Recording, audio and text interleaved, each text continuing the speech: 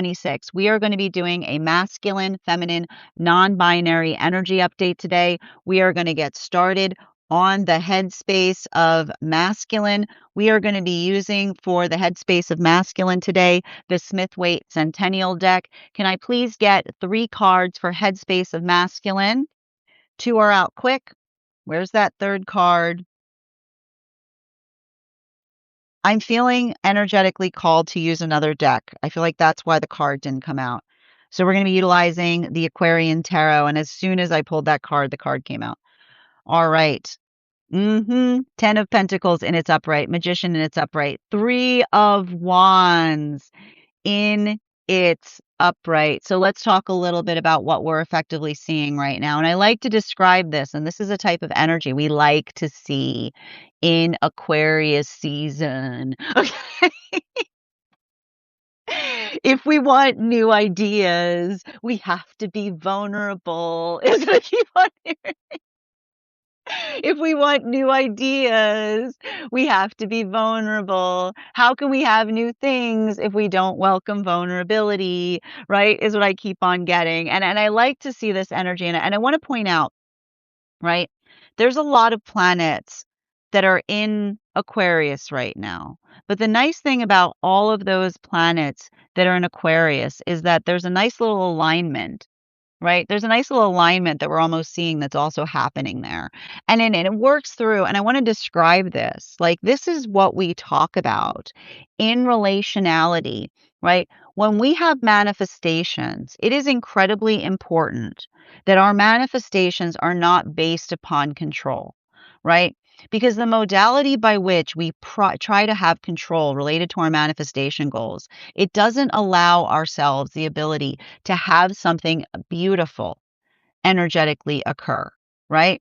Because we understand, and I like to point this out, the understanding that we're in a very patient, kind universe, right? And the modality by which we understand and recognize, like, this is why it's so important that we understand, right? And I've got this happening for a lot of the masculine energy, right? The masculine energy being able to understand that the embodiment of masculine, right? Why would the embodiment of masculine be around control, right?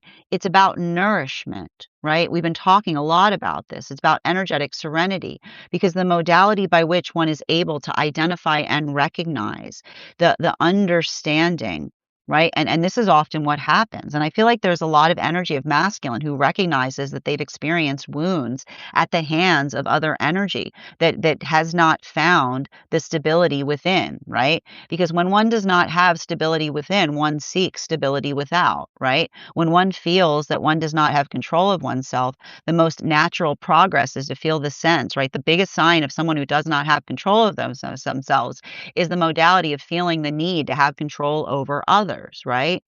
So that modality, I keep on getting, this is a lot of the energy. I keep on getting, there's a lot of this internalization that I see is happening right now for masculine energy, right? It's understanding that the strength that we find is the strength by which we understand, right? We don't look at the world around us as a threat, but the space by which possibility exists, right? Because this is what effectively happens in relationality to manifestation goals. This is why we say be conscientious in terms of how you think, because the way you think affects the way you see. And then the way you see is the way that you energetically react. And so this is why we say that the articulation point of extending the understanding of the self, right? It's the modality of being able to energetically control one's thoughts, right? Not the feeling of trying to feel the need, because those who do not have the ability to control the thoughts often feel the need of having to control others, right? Because it's a modality by which you feel the anxiety of the world outside of the self that is an energetic threat. And the more that we're able to energetically alleviate that is the extension and the expansion of the kindness by which we're energetically able to extend to ourselves and to all of the forces that are energetically around us, right? And this is what we do. Like, think about the strongest person, right? Think about the strongest person that you've ever met. Are they running around energetically panicked, right? Because that is what effectively happens when, what is panic? but the modality or the feeling of the desire to energetically control everything around the self, right? But when we're able to effectively arrive into our own energetic sense of strength, right? This is often why we see, right? This is often why we see what is the first sign of someone who feels like they have strength within? The modality of serenity, right? The serenity that we effectively arrive to that allows us to feel energetically centered, but centered in the space by which we are able to energetically articulate or to speak upon things in a way that feels energetically fortifying and stabilizing. So I like to see this type of energy being embodied in relationality to the work that we see that the healthy, okay, so the healthy, the healthy masculine energy is doing. And it's often painful because and we're going to get into it because I keep on seeing that for a lot of the masculine energy, like feeling like they have to help other masculine energy with this. It's like I feel like it's I feel like it's very difficult is what I keep on seeing, but this is why we talk about like, this is what we talk about in relationality to understanding the value of healthy communication, and I keep on getting this, and we're gonna move now towards feminine energy. Feminine energy, we're gonna be utilizing I'm feeling very called to utilize the Tarot del Fuego right now for the headspace of feminine. Which yeah, that feels right. So we got a lot of planets moving into Aries. A lot of planets moving into Aries. And there's that one transverse immediately. 3 cards we've got coming out here. Sigh. All right. We've got the Fool card. We've got the Fool card and its transverse, okay? Fool card and its transverse. So we've got the Fool card. I like the Fool card and its transverse. Okay, it's gonna be fine. We're gonna talk. We've got the Queen of Wands in its reversal, and we got the 6 of Swords in its upright. So let's talk a little bit about what we're seeing for feminine energy right now. Again, bearing in mind this is not based on gender, but what it feels most aligned to. The thing about like the thing as soon as I start so the thing about okay, right. So feminine energy right now, and I want to describe this is it's working into, and I feel like there's something really important that's happening right now with feminine, and it's the modality, like it's the modality of articulating, right? Like the modality of trying to articulate to someone something, like stating something, right? Like stating something. Okay, right? Okay, hold on. Have you ever had the modality where you've stated something over and over and over and over and over and over and over and over and over and over and over and over again, where you've stated something over and over and over and over and over, and all you keep on doing is energetically repeating the same thing, and then somebody says, "I've discovered something."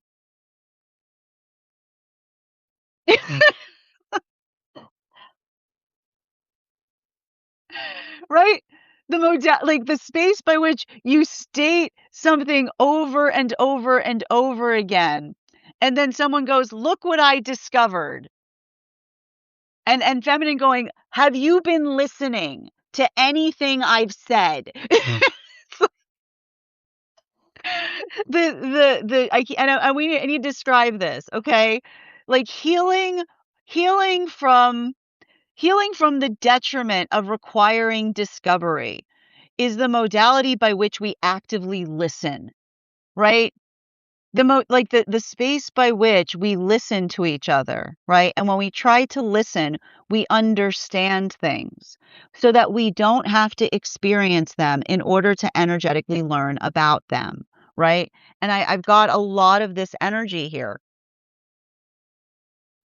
And I want to describe this is often why we find feminine in a state of exhaustion, because the exhaustion is the amplification of the articulation of trying to inform another person of something, but another person only gravitating upon it in the space by which they feel like they energetically discovered it, right? And this is often how the feminine feels, right? This is often how the feminine feels in relationality to trying to articulate, right? And I feel like often with those, like, and I feel like the positive space right now for some of the feminine, as I keep on getting, it feels like something energetically bittersweet, right? Because I keep on getting that for a lot of the feminine energy, that capacity or that ability, trying to articulate to another, trying to find the energetic words, trying to energetically define how one has been energetically experiencing something, it often feels the modality of feminine that builds into the context. And I keep on hearing this, right? Proof is found in words, right? Proof is found in words. The gift that we give each other in the space of love is how we energetically bear witness. And so I have a lot of this energy that is effectively articulating upon it. And I keep on getting that even in the space by which they're articulating upon it, right?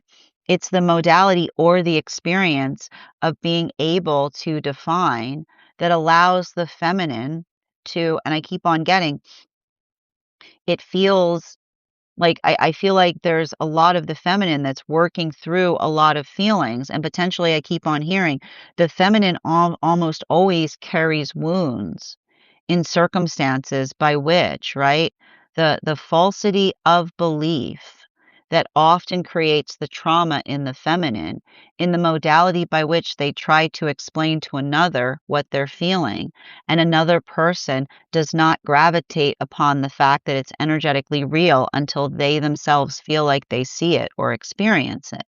And so that's what's beautiful in relationality to a lot of the feminine energy right now. I feel like the feminine energy is building into, right, the healthy relationships that are built upon and based upon active listening, right? The modality by which we energetically, the space by which we energetically hear one another, but also in the space, and I keep on getting this, right? And I feel like this is important because I feel like I see a lot of feminine working towards this. Um, we find energetic strength when we energetically bear witness, which is the modality by which we see and we hold space for one another. And often I keep on getting, right? This is what we articulate with the shape of love, right? It's not necessarily the modality by which we always have to, like before, like it's the space by which we effectively energetically empathize that allow us to, I keep wondering, the empathy that allows us to build into something even stronger, right? So there's something about that feeling of holisticness that we see that's happening right now. And it's heavy, right? And it's painful. But this is why I see that that's a lot of the feminine. And I think it's interesting too, because, and I want to define this, even in the work that I see right now between masculine and feminine, I don't even feel like it's a conversation back and forth between one another. I feel like it's often, it's like a conversation back towards, right? Back towards their own energy is what I keep on seeing, right? The wounds that are energetically inflicted upon us in the modality of another person defining to us how we can be more in the energy that another person aspires us to be in. But that's what I keep on seeing in terms of some of this energy building into that point of strength, because I feel like it's the modality by which I see a lot of this energy that articulates upon, right, the understanding of the self that often makes us feel like we're failing to be within our own selves, right? And so I'm not surprised to see this because I almost feel like there's a lot of feminine energy talking about, right, the trauma of disassociation, right? And that's exactly the type of work we can expect when we're going through Aquarius energy, because often the work that we see that happens in Aquarian energy is learning, right? The first instinct one has when one is feeling energetically traumatized is to disassociate. But even in the space by which we disassociate, we don't heal, right? Because it's not the modality by which we feel strong, right? that is the space by which we have to work through. And I keep on getting the difference between disassociation, right? And this is what we talk about, non-attachment, which is ability to be energetically strong, right, through something difficult, but also to be in the capacity to understand the gravitas in relationality to how we're feeling, right? It's finding the point of strength that, and this is how you can usually tell those who have perfected, right? Those who have perfected non-attachment, because non-attachment is not disassociation, because non-attachment is the articulation of bearing witness, right? It's the modality of holding space, the non-attachment, the work of non-attachment that allows us to hold space for others' energetic feelings. Now, this brings us to the non-binary energy. And for non-binary energy right now, we're going to return back to that Aquarian Tarot deck. 3 cards, please. Ooh, 1 card face up, the other 2 not. And we've got the Queen of Pentacles in its reversal. We've got the Queen of Pentacles in its reversal, in combination with the Knight of Pentacles in its reversal, in combination with the Four of Cups, man, in the Four of Cups in its upright. And this is, and I need to define this. This is like,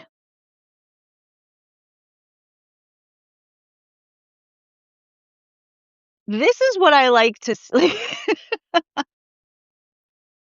this is what I like to see in the headspace of non-binary, because and I want to describe this though, because what I'm effectively seeing, and it's a combination of the work that we see that's happening right now between masculine and feminine, right? And it's a lot of that, and I want to describe this here, right? Because look at this. We've literally got masculine and feminine energy right now in the headspace of non-binary, but that's both being represented to a certain extent in the space of working through the pentacles that are in their reversal, right? And I like this because there's something that we see that's happening in the modality of that space that I keep on hearing, and I want to describe this best. Um, there's a lot of this work. There's a lot of this work that I almost see that is happening. And the word that keeps on coming up as I'm trying to read into this energy right now is the word defragment. And why is the word defragment coming through? Because defragment is understanding, and I like to point this out. The modality by which we recognize separation creates conflict, right? And the modality by which, and I keep on getting this, the space by which we articulate negatively in terms of the way that we speak to one another is the sound of another person giving up on something, right? And this is what we keep on getting in relationality to the energy that's learned to be very, very careful with their words, right? Because this is the thing about it. And I just keep on, every time I read into non-binary energy, I see this message coming through, which is the conversation that says, right? We don't have that, we know it to be true that we don't make assumptions in relationality to creed.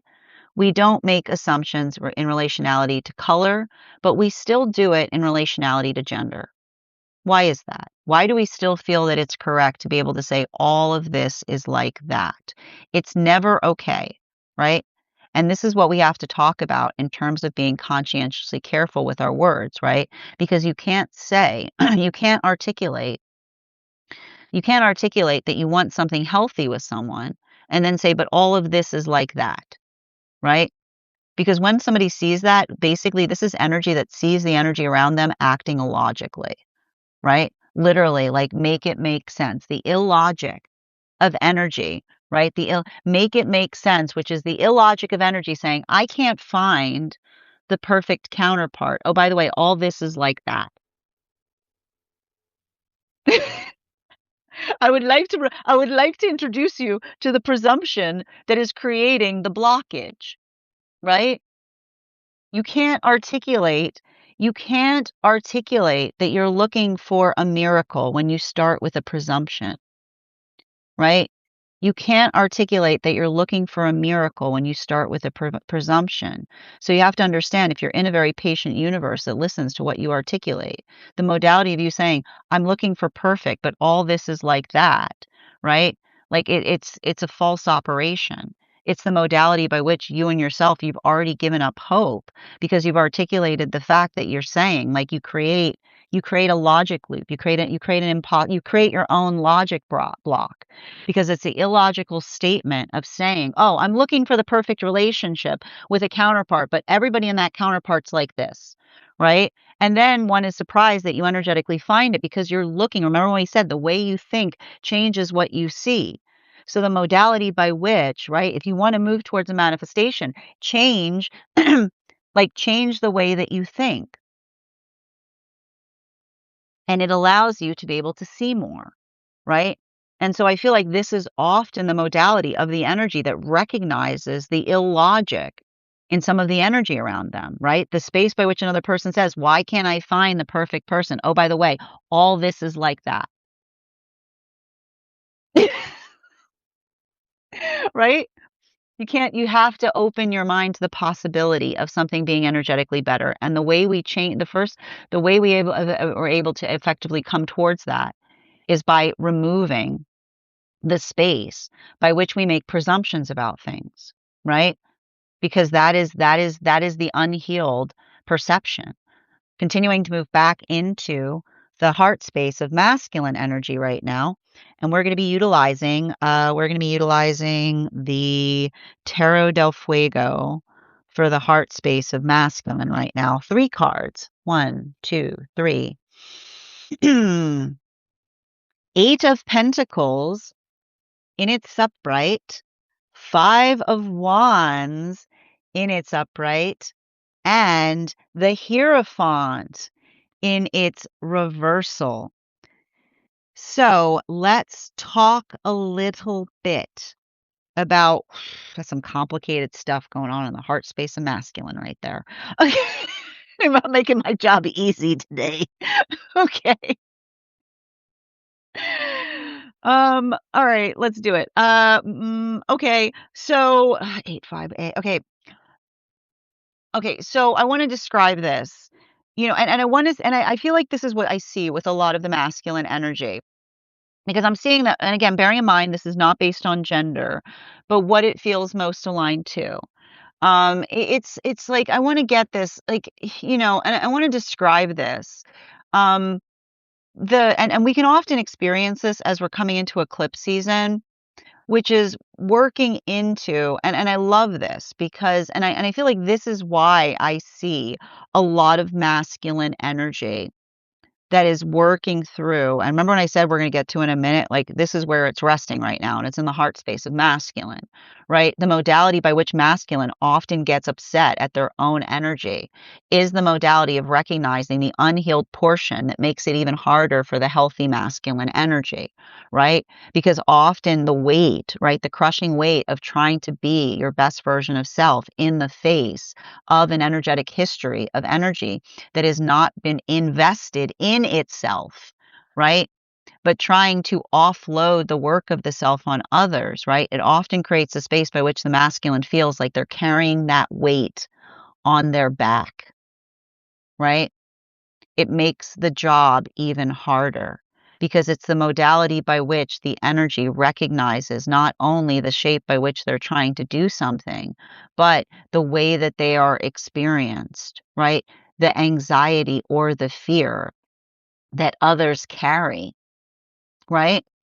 The modality of having to bear the burden of the historical fear. And this is what we talk about in relationality to being a cycle breaker.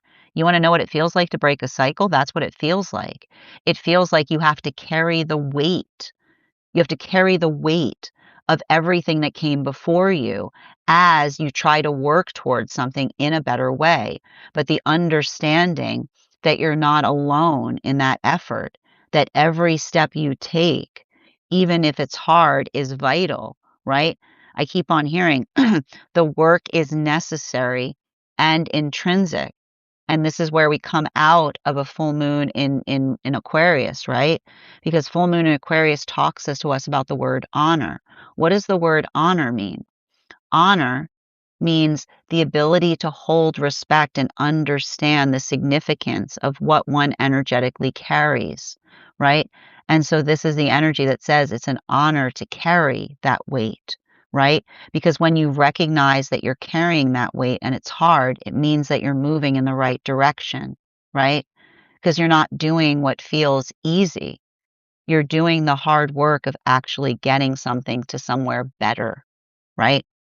This is the journey to getting to higher ground, right? And this is what it feels like when we're taking that spiritual effort upon ourselves.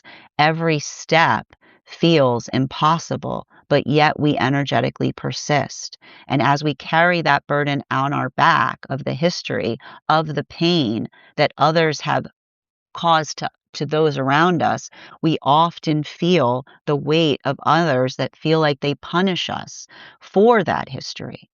But the modality by which we move and we persevere regardless is the modality by which we work to do something in a better way. So I keep on hearing joy in the journey. But what's beautiful for a lot of the masculine energy that embodies that is understanding the joy in the journey is recognizing that the difficulty is the joy, because it's understanding how important every one of those steps is. Now, continuing towards feminine, 3 cards for the heart space of feminine right now. And we're going to be utilizing the Smith-Waite Centennial deck for the heart space of feminine right now. Yes. 3 cards, please. Actually, correction. We're going to be utilizing the Aquarian Tarot for the heart space of feminine. And that in itself, like there's something important there too. 3 cards. We've got here the 7 of Wands in its upright, the 7 of Swords in its reversal, and the 5 of Swords in its upright. So let's talk a little bit about that energy as well, because what we're seeing right now for a lot of the feminine energy is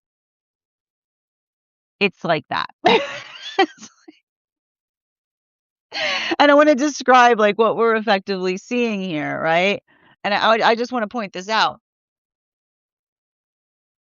A lot of this, and I want to describe this, and I think that there's something really beautiful about this, because like I'm getting a lot of Aries energy in the heart space of feminine.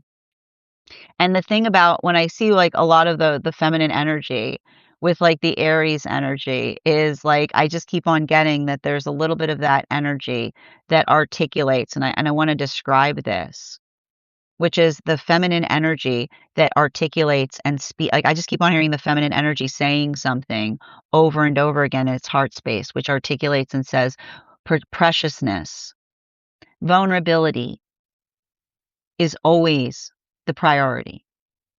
Vulnerability is always the priority. And why do we say vulnerability is always the priority? Because when we identify that, we are in our energetic warrior mode, right? The modality by which we effectively are. What do warriors say, right? Warriors say vulnerability is the priority, not in the space. Like, and this is what we understand with warrior energy. Warriors don't see vulnerability as a vulnerability. Warriors see vulnerability as something that needs to be protected at all cost, right? Why do we articulate, right? Why do we fight if not to protect vulnerability? Because the modality by which we understand and recognize that vulnerability is precious is where we identify the difference between whether you're a fighter or whether you're a warrior, right? Because a fighter, right? A fighter sees vulnerability as a weakness. A warrior sees vulnerability as something that must be protected at all cost. And I feel like this is the feminine clarifying to masculine what they find to be strong, not a show of strength, right? Where do you see a fighter? A fighter wants to show how strong they are. A fighter wants to say, hey, look what I can do with this person's vulnerability, right? And this is why the feminine says, that's not strong. You're wrong, right? The fact that you're trying to perform to another to show someone how strong you are by attacking another person's vulnerability does not make you strong. It shows another how weak you are. Because if you really wanted to be strong, you don't seek out vulnerability to prove your strength to on. A warrior sees vulnerability and protects vulnerability. A warrior sees vulnerability, and that's what they work. They become the shield for it. So this is a lot of the feminine coming into the modality of saying, make no mistake, feminine can see the difference between warrior energy that sees vulnerability and becomes a shield to protect it versus the performative energy of masculine, of someone who is energetically weak, trying to show another person how strong they are by going directly towards the most vulnerable thing to be able to perform the act of being strong towards it. While for the non-binary energy, 3 cards, and we're going to be utilizing for the heart space of non-binary energy. We're going to be utilizing the Smith-Waite Centennial deck for the heart space of non-binary right now. 1, 2, 3. We've got here the 6 of Swords in its upright, the Knight of Cups in its upright, and the Empress in its upright. Now, this is some wild energy. This is some absolutely wild energy that we're seeing here, okay?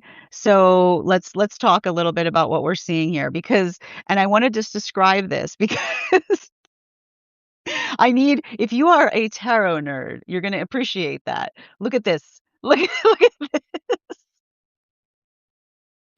right? You see this here, right?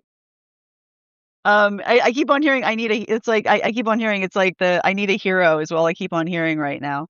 And we've also like look at this with the look at this. This is wild. Look at this with the Empress. Like this is the Empress, right? With the Empress in the of the Pentacles in its reversal. All right, let's talk a little bit about this here, okay? All right. So and I want to describe this. And you know, here's the thing about this, and I need to point this out. This is what I mean with the non-binary energy. The non-binary energy gave up on laurels long ago, is what I keep on hearing. The non-binary energy gave up on laurels long ago, is all I keep on hearing in relationality to what it is that they put their work towards. And what do we get? Like, and why do we see that that energy effectively identifies that? Because it's the conversation that we recognize in relationality to understanding, right, what it is that we do and why it is that we do it, right? And I keep on getting, you know, and one of the things I'm seeing here that I think is really beautiful for this space in this energy is that like they're tireless, you know? And it's often I feel like it's often the modality by which they do things. And even in the space by which they do something, they recognize that another person will misperceive why they're doing it, right? It takes a lot of bravery to have to be the force that tries to change things, right? But this is why we become, and remember when I said, what do healthy warriors do? And this is why it's connected to the feminine energy, right? Healthy energy acts as shield, right? Healthy energy acts as shield, right? Shields don't look for laurels. Shields just know what they need to energetically care about, right?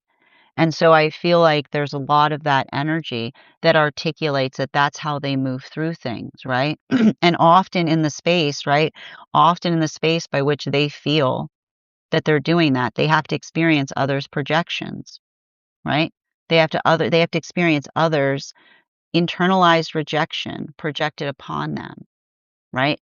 The modality by which, and I keep on getting, the energetic shield becomes a mirror in relationality to others' fears, right? Which is why if someone has a fear-based mindset, they often have a hard time seeing when another person is trying to extend a kindness to them.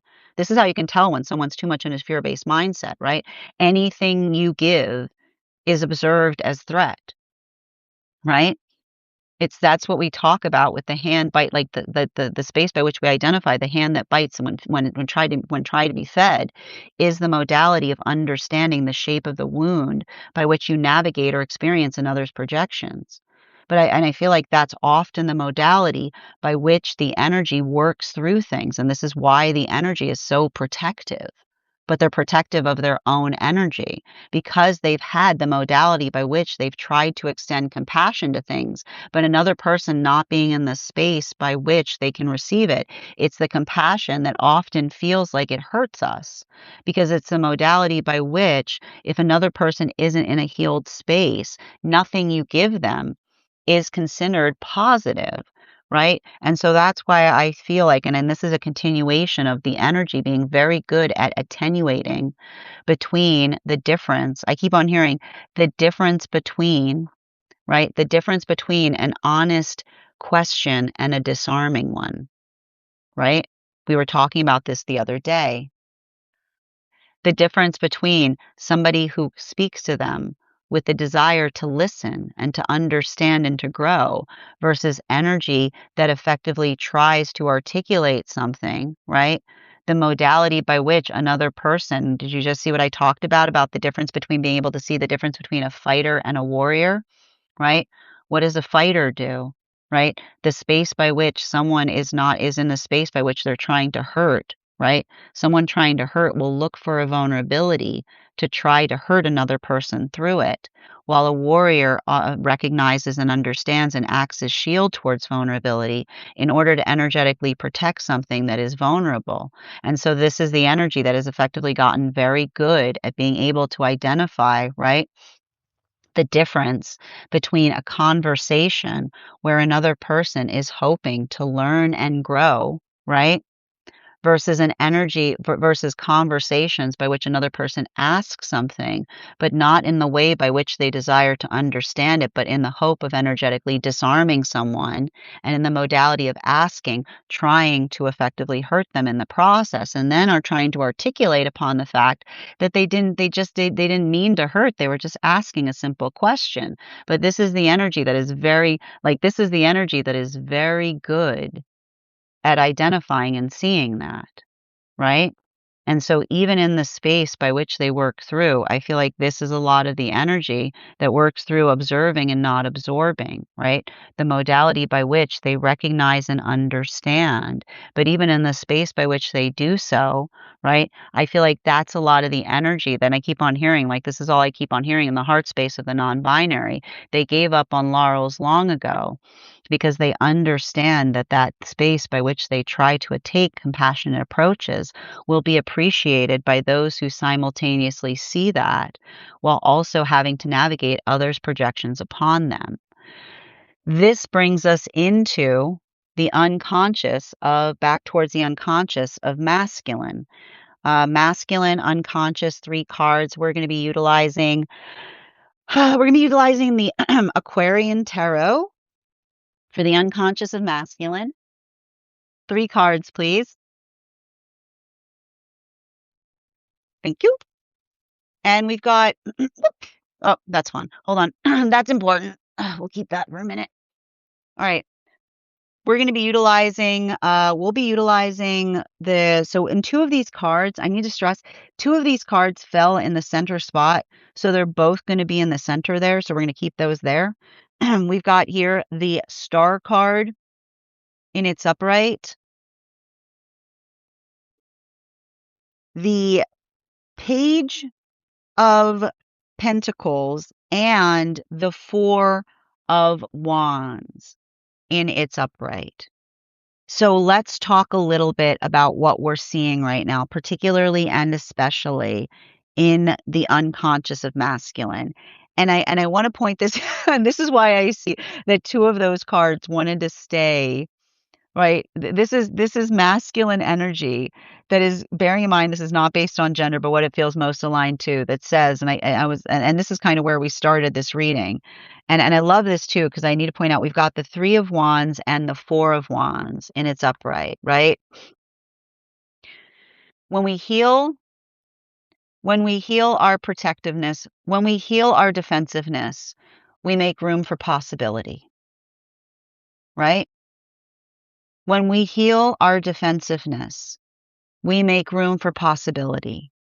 And this is what we talk about with a mind, right? And this is what's beautiful. Like, a mind that grows is like a flower that blossoms, which is the modality by which we have to have the space by which we can feel things that we haven't felt before, right? The ability to arrive to the possibility of something being other than we can identify and describe, that allows us to be able to see something in a greater way, right? But this is why we often articulate upon, right? The closed mind is the mind that never flourishes, because a closed mind refuses to see more, and then often feels despair in the fact that nothing feels like it changes, right? This is what we talk about in relationality, to making sure that we're not giving mismatched directions to a universe that's very patient and wants to grow with us, right? Because you can't say, right? You can't say to the universe, right? I want something new, but I'm afraid of change, right?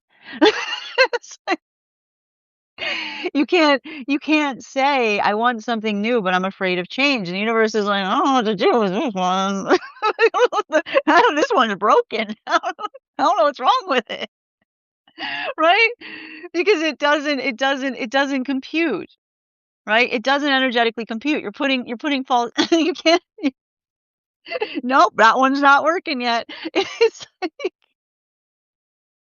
you have to be in the capacity and you have to be in the, like, and then that's, and this is, but here's the thing, we recognize these tendencies in ourselves. This is what we talk about with shadow work, being like, oops, like, oops, right? Oops. And so those modalities by which we recognize that, and this is what's beautiful about a healthy manifestation goal. It shows us where we need to put our work. Right? It's not being like, where is it? Like, why do you hate me? Why are you doing this? Being like, I'm trying to help you. Right? You can't look at the universe and be like, "Why isn't this happening?" And the universe is like, "Shadow work. Here's the block." Right? Like, that's what's gonna happen. The first time you try to move towards a manifestation goal, be prepared to identify the block. And this is what happens. Like, this is what I'm working with, right? Like, that's what the universe does. The first thing the universe does is you're moving towards your manifestation. Where is it? This is what I'm working with, right?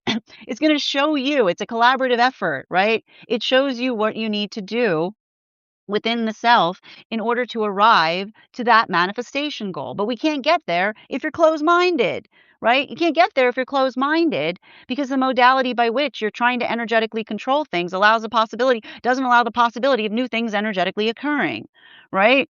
So this is a lot of the energy that's understanding that the journey of a healthy manifestation goal, I'm going to keep on saying this, a healthy manifestation goal is one that is mutually shared. And if you're ever unsure about whether your manifestation goal is healthy, start speaking it out loud. If you don't feel comfortable speaking it out loud, it's probably not a good manifestation goal. It's probably showing you where the shadow work needs to go, right? This is why we say speak it, because it helps us understand where the work needs to go. And if there's a modality by which you can articulate a manifestation goal, right, then there you go. Right there's look, hooray, we found some shadow work that needs to be energetically addressed. Okay? It's a journey of understanding and the discovery of the self. And I feel like that's what's hard, because for a lot of the masculine energy, bearing in mind this is not based on gender, but what it feels most aligned to, some of this energy's already, and this is the thing about it, some of this energy's already knows that. And the modality by which they feel that they have to carry the weight. They have to carry the weight of others that have created the space by which it makes it even harder for the healthy energy to be able to build into healthy connection. because even in the modality by which they're trying to build into a healthy connection, they feel like they have to carry the weight of the unhealthy energy on their back, right? The modality by which, and they understand what it's doing there. They understand that it is the space by which, and this is why it's an honor to carry it, because they understand that this is how we heal, right? We don't articulate and try to separate from it. We identify and say, I know, right? The understanding of recognizing the shape of that weight is why we become into the space of identifying our warrior, because it's the energy that does not try to separate from it, but takes responsibility for it. And this is often the modality by which we find the honor of our journey, right? The honor of our journey is a lifetime of proving to others that we don't go the easy way, right? That we don't take the space that's most convenient, but we carve out a path that we know is the right one. And each of us do it. And every time it feels like we are the first person doing it. And that's why it's energetically important, because every time we do it, we create the space by which it's a little bit easier for the next person that comes along to follow that journey with us.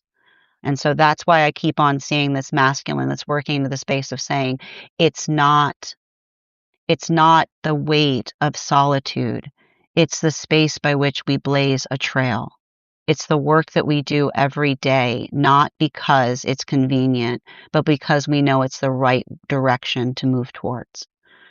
And that's why that last card isn't there, because when we're doing that, we typically don't know what's on the other side of it. But that's why it is an honor to proceed in that way, because it helps us understand and follow the shape of our hearts as we do so. This brings us to the feminine energy. 3 cards for feminine energy. We've got and we're going to be utilizing, and we're going to be pulling I'm going to be pulling from the top of the deck because the cards fell on the floor. And so there's something about the point by which it's seen. And we're going to be utilizing the 3 cards I'm pulling from are the Devil card in its reversal, the 5 of Wands in its reversal, and the King of Wands in its reversal. And what are we effectively seeing in relationality to a lot of that energy? We see that this is a lot of the feminine working into, and again, bearing in mind, this is not based on gender, but what it feels most aligned to, what it feels to be seen, what it feels to be heard. And this is a lot of feminine healing from the attenuation of unhealed energy that sees the aspiration of feminine to be nothing more than seen and not heard, right? You cannot articulate the energetic desire of understanding, of feeling the dissatisfaction for another energy, but then not wanting to be in the space of energetically collaborating with it, right? And the modality of feminine having to heal from the energy of navigating, working through this space of those who often articulate the frustration that feminine is not more in their feminine. If you want feminine more in their feminine, create a safe space for feminine to be feminine, because this is often feminine that feels the weight of not desiring not to be in their feminine. But feminine can't be in their feminine if they constantly feel the weight of being energetically attacked all the time, right? And that's what it feels like to be in a modality or in a space that says, be vulnerable, be vulnerable, be vulnerable. But reminder, if you're vulnerable in the wrong way, we'll never let you live it down, right? Again, you cannot create false positives in a system and then be surprised with what you find there. You cannot continually look to feminine and say, you know what, you're not vulnerable enough. You're not vulnerable enough. You're not vulnerable. Oh, you were too vulnerable. Too vulnerable. Too vulnerable, right? And this is often the feminine that feels exhausted, feeling the space of having to perform femininity in that modality, because when you're experiencing a system that says be more and more and more and more and more vulnerable, too vulnerable, right? It's often the modality by which the feminine is constantly trying to balance their vulnerability instead of feeling the authenticity of just being in it. And so this is a lot of the feminine that even now is feeling that frustration point and the modality by which another energy is like, "I've discovered something." Like, even the modality of feminine going even the modality of feminine seeing somebody else going, "I've discovered something." Feminine has a lot of complicated experiences, like like the space by which another person just feels like they've arrived to it, in the space by which feminine has been articulating this forever. Forever, forever. Is what we see. But a lot and this is why I keep on seeing feminine is taking the responsibility, right? And we take the responsibility for that by not allowing ourselves to fall into modalities of comparison, right? Healing from the falsity of energetic comparison and allowing us to be able to find our exquisite form is what I keep on seeing. And I love this because this is feminine understanding that when we're working towards, like, this is a feminine goes, I can't hear you. I can't hear you. Sorry, I can't hear you. I'm too busy working on my exquisite. Right? I'm too busy. I can't hear you. I'm too busy working on my exquisite. Continuing right now for the non-binary energy. 3 cards, bottom of the deck, please. And we're going to be utilizing the Tarot del Fuego for the unconscious of non-binary energy right now. 3 cards, please.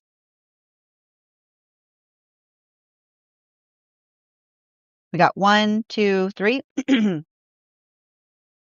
2 of Pentacles. Yeah, in its reversal. That tracks. Knight of Cups in its upright. Ooh, Knight of Cups. Look at this. Guys, look at this. Guys, I'm sorry. Sorry. If you're a tarot nerd, there you go. If you're a tarot nerd, you're welcome. There you go. Right there. Right there. You know what I'm geeking out about. Sorry. I apologize for geeking out, but it's cool. And the 4 of Pentacles in its upright. Okay? So there's a lot of pentacle energy. There's so much pentacle energy right now in the non-binary space. But let's talk about it because, like, and here's the thing, the thing I keep on seeing, the thing I keep on seeing in relationality to a lot of this energy that we're identifying here, and I just want to kind of articulate it, is and I want to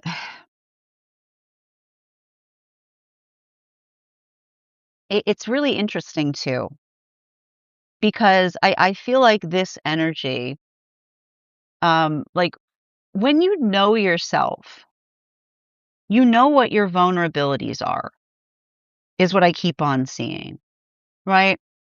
And it's really interesting. You've had those modalities by which another person says something to you, like they try to sling an arrow to you that is your highest, like that's your best quality, is what I keep on saying. That I feel like this energy has had experiences by which someone has tried to hurl an accusation at them, and they're just like, "Exactly." Like, exactly. Like the sound of projection, right? The sound of projection is when somebody tries to hurl an insult and you accidentally catch a compliment, is what I keep on hearing, right? Like like, this is what happens. I keep on seeing it's like the space by which someone tries to hurl an insult and instead you catch a compliment is the modality of being like, "God, I'm in the wrong room." Right? Like the space, like, it's the space. Like, that is what we identify in relationality being like, it's a lot of that, and that's what I keep on seeing. This energy feels like it goes through that, like, constantly. Like, that's the sound of you not being in a healthy space, right? Like, somebody throws an accusation at you that's a compliment and being like, "Are you okay?" Like, "Are you okay?" When was the last time you got a hug? It's like, when was the last time you got a and that I gotta tell you, like, that's a little bit of that Leo moon energy because I always love this, and this is, like, a horrible thing with I mean, like, I'm allowed to say this, but, like, the thing with Leos is, like, Leos cannot shake. Like, there's something go find any Leo you know, and there is something unshakable within every Leo you meet We cannot remove the identification that there may be something, like everything could potentially be fixed with the right hug, right? It's like everything, everything. Leos cannot shake this, no matter who they are. Just every Leo in existence just feels in the fiber of their being, just in the fiber. They're like, but how did you hug them? Was it a good hug? Like, was it like it's just there's a lot of that energy. It's like the care. It's like the stare, like the camera stare. It's like, we just need to hug them. It's like, it's a lot of that type of work. But here's the thing about it, and this is the thing about it, like, you can't you can't heal trauma unless somebody is ready to come out of their trauma trap. Like, and that's the thing about it. Like, this is the hard part, and this is how I feel like the non-binary energy sees it. Trauma is like a cage, you know?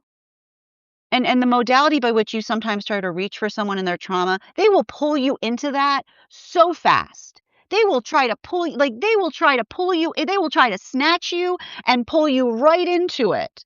And this is why you can't help someone that is not ready or invested to heal from their trauma. Because the modality by which you try to effectively help someone and they just rip you back into it is the modality by which you understand that the work that we do is arriving, right, is how we show up for each other, right? This is how we heal from trauma. We show up for one another, right? And the modality by which we do that, it often feels energetically thankless, right? And this is a hard part. You'll be literally navigating with someone who's traumatized, and the modality by which you're showing up to them, they're like, "What are you doing here?" And being like, "What?" like I'm checking on you. Like I'm trying to see, like, it's often working through that, right? And so I feel like this is what's hard about that energy, because I feel like a lot of that energy it has worked through, right? They've worked through their own trauma enough that they often feel, right? They often feel the desire of wanting to give the full extent of their compassion to things, but they've had to have the hard lesson that you have to hold compassion carefully, because the thing is, trauma sees compassion as aggression. I'm going to say that again, and I know it's a heavy lesson. Trauma sees compassion as aggression. And when you recognize the quality by which another person is projecting, trauma sees compassion as aggression. And it's painful because it's the modality by which you recognize and identify it. Doesn't make it easier, makes the work more important, but allows the space by which the energy carries themselves carefully, because it's the observation of understanding that like that it's not like, this is what hard about it, right? We protect love, but love can't fix everything, because trauma sees compassion as aggression.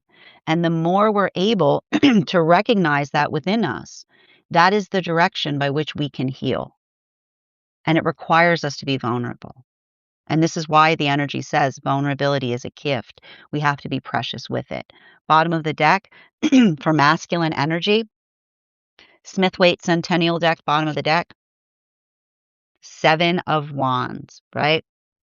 It's a hard job, but somebody's got to do it. Keep on seeing, right? But here's the thing about it. When you're doing it, you always feel like you're the only one.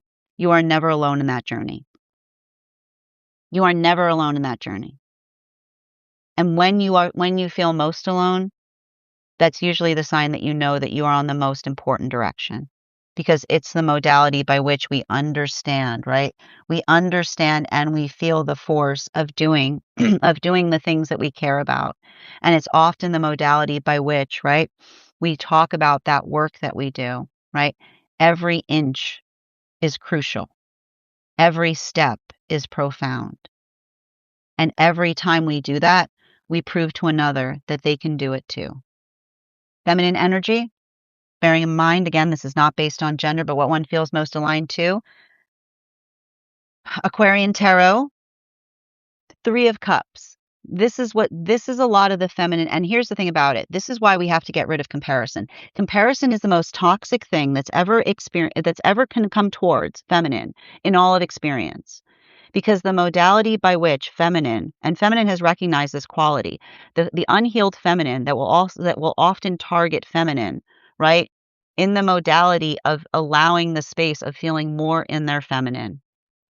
Every feminine on this earth has experienced that. And this is often what's difficult because it's a shape of that comparison that makes feminine feel untrustworthy towards their own energy, right? And the modality by which we work to heal that, right?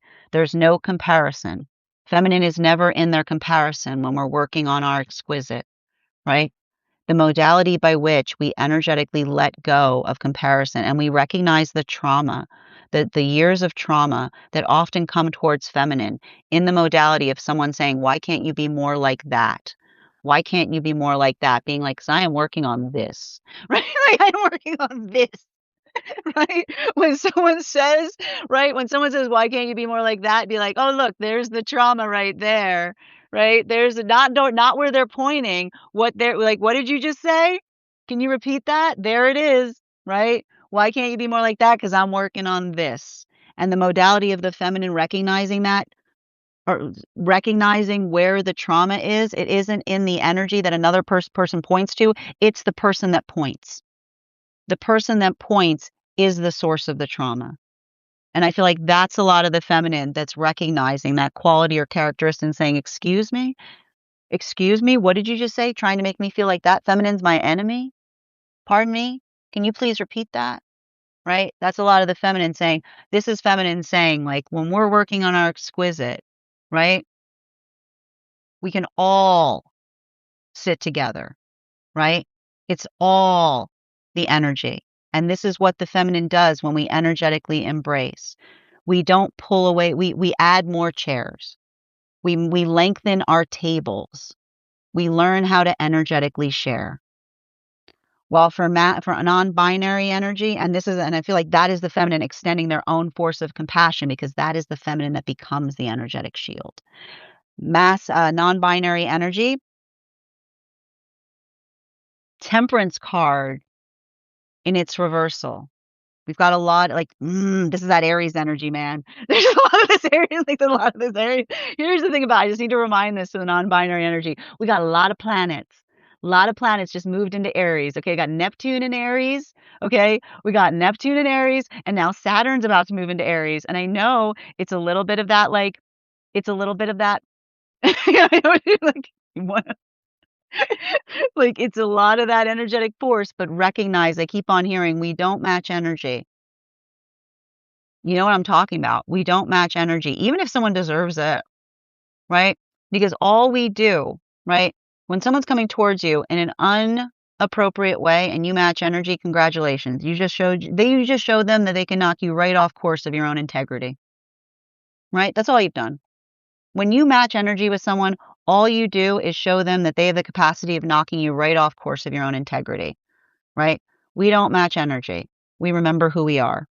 That is our daily collective read for today. I want to thank you guys so much for being here and receiving it. Just a reminder, if you'd like to book a private reading with me, it is a two-step process. You have to book the reading, you have to pay for the reading. Please make sure you do both if you'd like to have that reading. Most importantly, please remember that I will never, ever, ever, ever, ever, ever, ever reach out to you for a private reading. I will never DM you. I will never PM you. I will never slide into your inbox and tell you that I have a very important message that only I can deliver. The only way you can book a reading with me is if you book one on my site, so I would encourage you to do it there. A couple of updates before we move into personal readings today. First and foremost, thank you to everybody who participated in our recent class on the World Card. Our next class will be held on Wednesday, February 18th at 6 p.m. PST, 9 p.m. Eastern. We will be continuing our studies into the tarot with a focus on the court cards in the Sword Suite. If you would like to become a part of that tarot class program, all you need to do is head on over to my stack and become a paid subscriber. Your paid subscription to my stack is your ticket of entry into our live classes each and every month. As a paid subscriber, you'll also have access to a one-on-one chat with me and the other students to ask any questions that you may have in relation to anything we've learned and studied thus far.